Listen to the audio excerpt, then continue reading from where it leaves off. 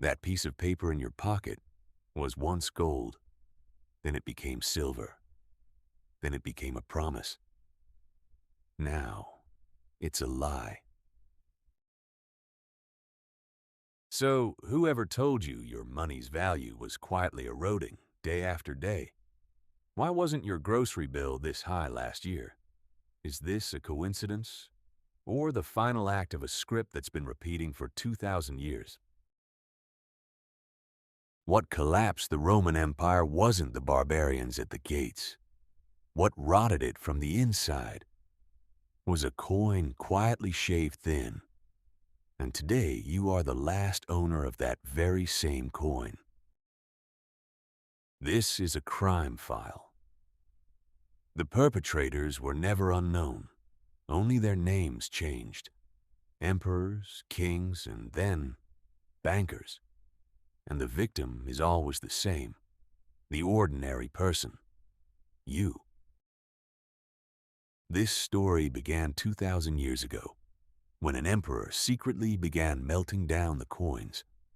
No one noticed, until it was too late. Now I'll show you that day, and why today's version of it has been hidden from you. Once, a Roman denarius meant something. 95% pure silver.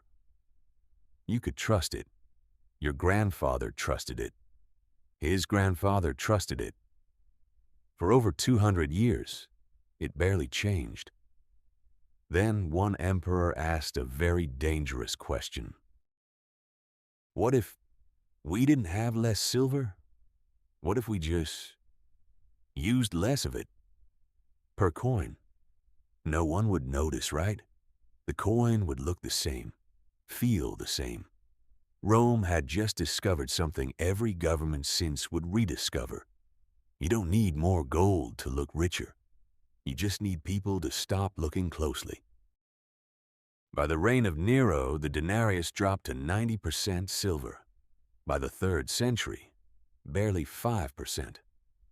A coin that once held real value now held mostly copper. Painted silver. A costume of wealth. And the terrifying part? Nobody voted for this. Nobody was ever told. So, how do you hide a currency dying in plain sight? You distract. Free bread, free games, free spectacle, while the coin in every citizen's palm was quietly worth less than the week before.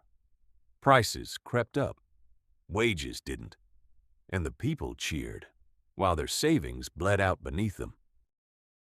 Historians call it debasement. But there's an older name for it, a tax no Senate ever approved, a tax no emperor ever announced, the tax of inflation. Paid not in coin, but in silence. By the 3rd century, prices in Rome had risen so violently that soldiers refused to be paid in coin at all. They demanded grain, land, anything real, because everyone had finally understood the secret. Trust once broken doesn't return quietly. It collapses, all at once. Rome believed this was a coin problem. It wasn't. It was a power problem. And 16 centuries later, humanity would build a machine designed to do the exact same thing. Only this time, it would wear a suit, sit behind marble columns, and call itself a central bank. 16 centuries after Rome, a new trick was born. Not in a palace, in a goldsmith's shop. People began storing their gold for safekeeping and carrying paper receipts instead. It was easier, lighter, smarter. But one goldsmith noticed something extraordinary. Nobody ever came back for all their gold at once. So he printed more receipts than gold in the vault. He lent out promises that didn't exist.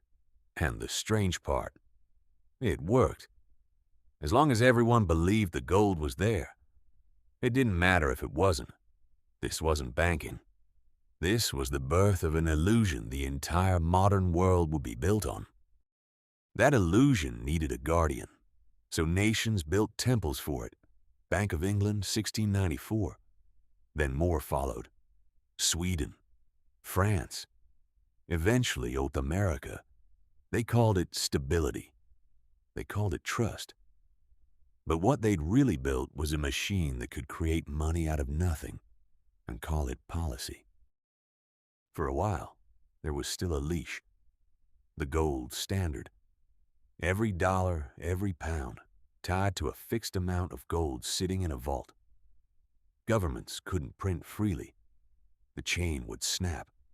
It was restrictive, frustrating, and to the men in power, it was a problem waiting to be solved. August 15th, 1971. An American president steps in front of the cameras. He announces calmly, almost casually, that the United States will no longer exchange dollars for gold. Just like that. No vote. No referendum. The chain didn't just loosen. It was cut. For the first time in human history, money was backed by nothing. No gold, no silver, no promise you could touch.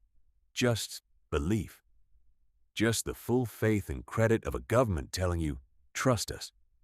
And somewhere, quietly in marble buildings around the world, a new kind of power was born. The power to create money from thin air, whenever they decided the moment called for it. Once the leash was gone, so was the limit. Money supply expanded like never before in history. A little more to fix a crisis. A little more to save a bank. A little more to fund a war. Each time the promise was the same. This is temporary. It never was. Rome shaved its coins in secret. We just built a building to do it for us. Legally, quietly, and every single day. The tool changed. The trick didn't. And now, 50 years after that chain was cut, the bill for that freedom has finally arrived.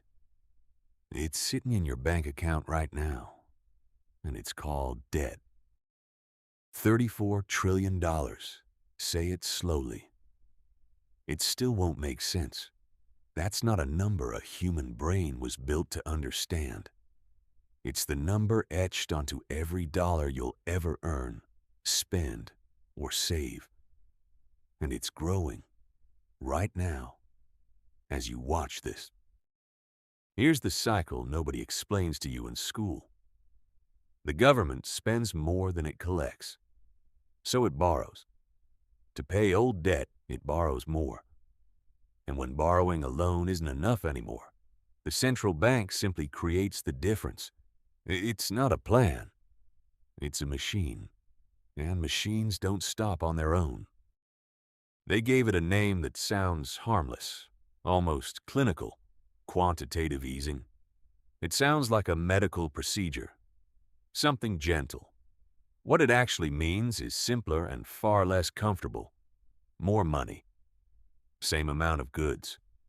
And when there's more money chasing the same bread, the same rent, the same fuel, prices don't rise by accident. They rise by design. You didn't sign a contract agreeing to this. Nobody asked your permission. But every year, a portion of your labor, your time, your life, quietly evaporates. Not stolen in an alley. Stolen inside a receipt. This is the debt trap. And you are already inside it. Here's the part that stings. Inflation doesn't hurt everyone equally. If your wealth is in a wage, a paycheck, a savings account, you lose slowly every day. But if your wealth is in property, stocks, hard assets, inflation doesn't threaten you. It multiplies you. This isn't a bug in the system. For some, it's the entire feature. Every few years, there's a performance. Politicians argue, cameras flash, deadlines loom. They call it the debt ceiling. But watch closely. The ceiling never actually holds. It gets raised every single time. Because in this story, there was never really a ceiling, just an illusion of one. performed for an audience that's expected to feel reassured. Here's the trap closing tighter. The debt is now so large, simply paying the interest on it consumes a staggering share of national income, not the debt itself. Just the interest. It's like running faster and faster on a treadmill, only to realize the treadmill is the one setting the pace. Historically, there have only ever been three ways out of a debt this large: cut spending brutally, political suicide, default outright, global catastrophe, or quietly inflate the debt away, making it easier to repay with money that's worth less. Guess which door they always choose? Rome chose inflation. So did every empire after it that faced this exact fork in the road. And history has never once recorded an empire choosing the honest path instead. So the real question isn't whether this will happen again. It's whether you'll still be standing in the same spot when it does. We started in this room, a wallet, a coin, a question. Now you know the answer. This was never a story about Rome. It was never really about central banks or debt ceilings or printing presses. It was about one thing, repeating itself in every century, wearing a different mask each time.